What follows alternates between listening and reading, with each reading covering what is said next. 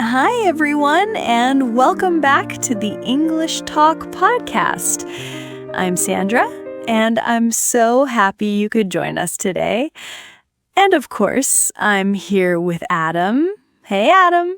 Hey, Sandra. Hey, everyone. I'm really pumped for today's topic. It's one of my absolute favorites. We're talking about idioms. Yes, idioms. They're like the secret sauce of the English language, you know?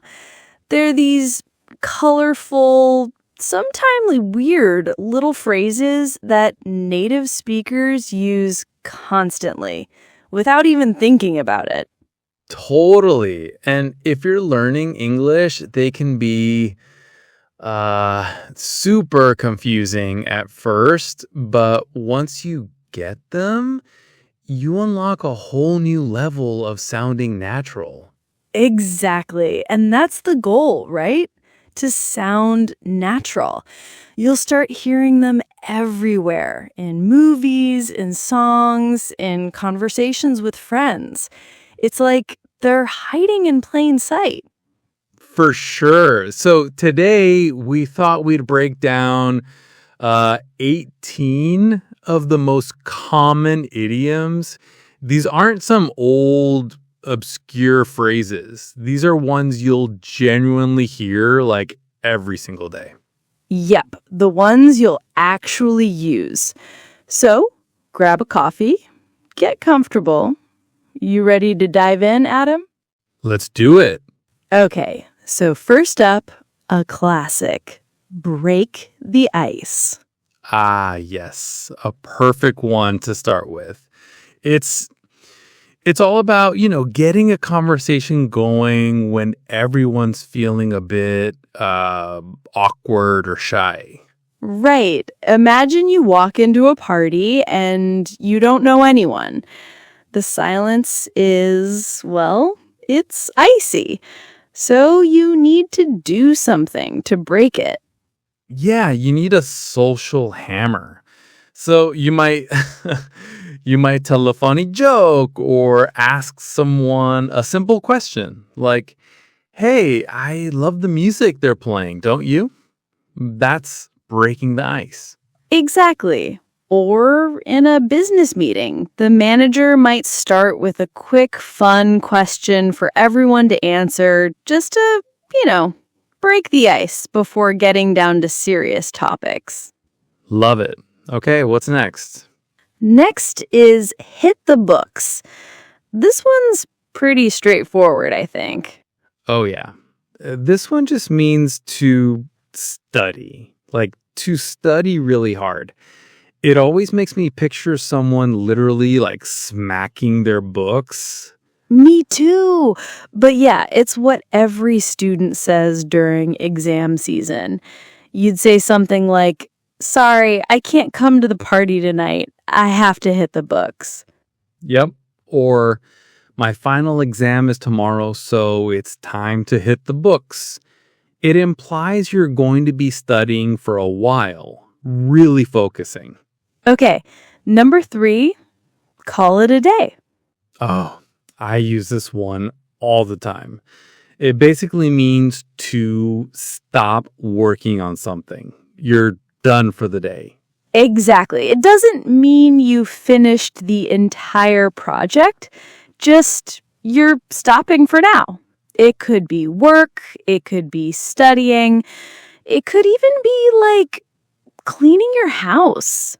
Right. You could be in the office at 5 p.m. and say, "All right, team, we made a lot of progress. Let's call it a day." Or you've been gardening for hours and you're exhausted. You just turn to your partner and say, "Whew, I'm tired. Let's call it a day." Simple. Effective. I like it. What about piece of cake? Another classic. This just means something is super, super easy. Right. Why a piece of cake is the symbol for easy, I don't know. I guess eating cake is easy? I guess so. It's definitely not hard. So you might say, I was worried about that presentation, but it was a piece of cake. Or if your friend is nervous about a job interview, you could say, don't worry, with your experience, it'll be a piece of cake. It's a nice way to give someone confidence. Okay, my turn. How about the opposite of a piece of cake? Something that costs an arm and a leg. Ooh, yes, I love how dramatic this one is. It just means something is incredibly expensive, like unreasonably expensive. Totally. You're not literally giving up your limbs, but it feels like it. Like, I'd love to buy that new car, but it costs an arm and a leg. For sure. Or getting a ticket for the concert cost me an arm and a leg, but it was worth it. It just adds so much emphasis. All right, next up, under the weather. This is such a gentle, common way to say you're not feeling well. You're, a little bit sick. Exactly. It's not for like a serious illness. It's more when you have a cold or a headache or you're just feeling generally blah. Right. You'd call your boss and say, "Hi, I won't be coming in today. I'm feeling a bit under the weather." It's less dramatic than saying, "I'm sick."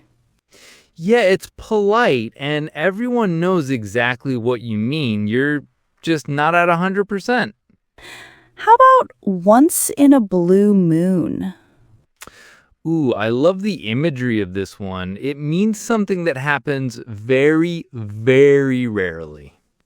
Exactly. A blue moon is a real astronomical thing. It's the second full moon in one calendar month, and it's, not common. So you'd use it to describe something you hardly ever do, like, I try to eat healthy, so I only have fast food once in a blue moon. Or my brother lives in Australia, so I only get to see him once in a blue moon. It really paints a picture of how rare the event is. Okay, next one is kind of funny. Hit the sack. Yeah. It's a bit like hit the books. It just means to go to bed or go to sleep. Right. I always picture someone so tired they just fall onto their bed, which is maybe a sack of hay. I don't know where it comes from. Who knows? But it's super common. After a long day, you just say, "All right, I'm exhausted. I'm going to hit the sack." Yep. It's getting late. I think it's time for me to hit the sack. Simple as that. Okay, number 9. This one's a bit more about responsibility. The ball is in your court. Right. This comes from sports like tennis or volleyball. When the ball is in your court, it's your turn to act. It's up to you to make the next move or decision. Exactly. It's often used when you've done everything you can do, and now you're waiting for someone else.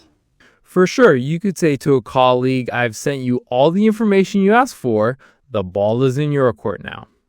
Or in a personal situation, like, I've apologized and told you how I feel. The ball is in your court. It means it's your turn to decide what happens next. Okay, here's a fun one. Let the cat out of the bag. The secret revealing idiom. This means you accidentally told a secret that you weren't supposed to. Exactly. The secret is the cat, and it was supposed to stay in the bag, but oops, it's out. Right. For example, we were planning a surprise party for Sarah, but my little brother let the cat out of the bag. Classic little brother move. Or you could say, I tried to keep my new job a secret, but I guess the cat's out of the bag now. It means the secret is known. Okay, this next one is for all the hard workers and students out there. Burn the midnight oil. Uh-huh. This means you're staying up very, very late working or studying. The oil refers to the oil in old lamps, before electricity. Right, you're burning the lamp oil late into the night. It really gives you a sense of dedication and maybe a little desperation. Totally. You could say, I have a huge deadline on Friday, so I'll be burning the midnight oil all week. Or she's an amazing student. She's always burning the midnight oil to make sure her assignments are perfect. All right, next, bite the bullet. This one sounds painful. It kind of is. It means to force yourself to do something difficult or unpleasant that you've been avoiding. Right. The story is that back in the day, before anesthesia, soldiers would literally bite on a lead bullet during surgery to cope with the pain. Yikes. Thankfully, we just use it metaphorically now. Like, I really hate going to the dentist, but I have a toothache, so I just have to bite the bullet and make an appointment. Perfect example. Or, I know it's a tough conversation, but you need to bite the bullet and tell him the truth. It's about facing up to something you don't want to do. This next one is a bit dark, but it's used in a funny way. Kick the bucket. Yeah, this is a very informal, kind of humorous slang term that means to die. It's definitely not something you'd say in a serious or sad context. It's usually used when talking about it in a lighthearted or fictional way. Right. You might be talking about a movie and say, in the end, the old villain finally kicked the bucket. Or someone might make a dark joke about their own life, like, I want to travel the world before I kick the bucket. It's a bit silly. Okay, on a lighter note, pull someone's leg. Oh, I love this one. It just means you're teasing someone or joking with them, usually by telling them something that isn't true. Yeah, you're not actually physically pulling their leg. It's like you're playing a little prank. Right. If you told your friend, hey, did you hear they're giving away free ice cream downtown? And they believe you, you'd then say, nah, I'm just pulling your leg. Exactly. Or if someone looks really worried after you tell a crazy story, you'd say, relax, relax, I'm just pulling your leg.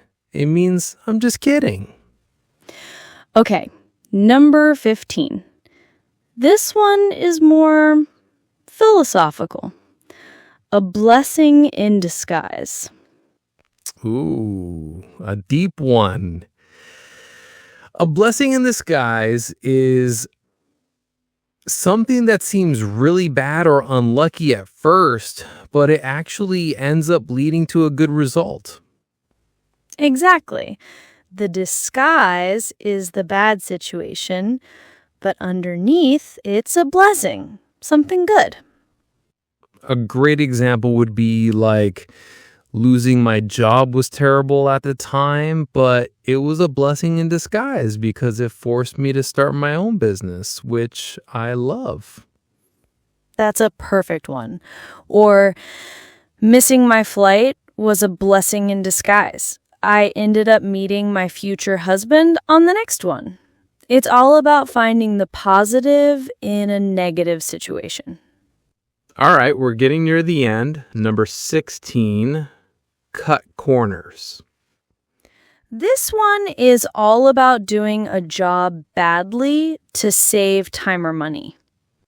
Exactly. You're taking shortcuts, but not the good kind. You're skipping important steps, and the final result is probably low quality. Right. You'd warn someone, when you're renovating your kitchen, don't cut corners on the electrical work. It's dangerous. For sure. Or a boss might say to their team, I know we're on a tight deadline, but I don't want anyone cutting corners. Quality is our priority. Okay, we have another secret-related one. Spill the beans.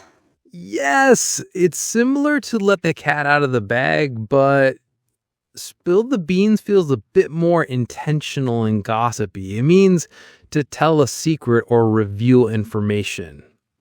I agree. It's what you say when you're trying to get information from someone. Like, okay, you just got back from your date. Spill the beans. How was it? Totally. It's a demand for all the juicy details. Come on, spill the beans. What did the boss say in the meeting after we left? All right, last one. Number 18. And it's a really nice, encouraging one. Hang in there. Yeah, this is a great one. It's a simple phrase of encouragement. It means don't give up. Keep trying. Be patient.